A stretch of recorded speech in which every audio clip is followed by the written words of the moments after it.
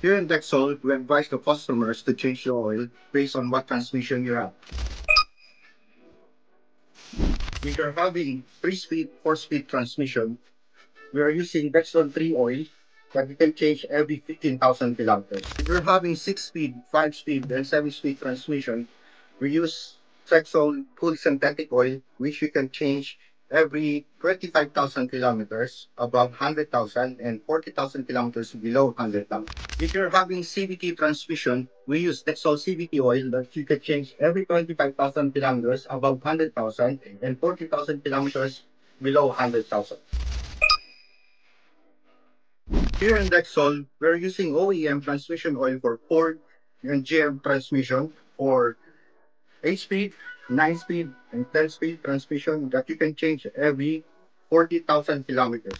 Also, here in Dexol, we're having ZF transmission oil for 6-speed, 8-speed, and 9-speed transmission, which you can change every 50,000 kilometers.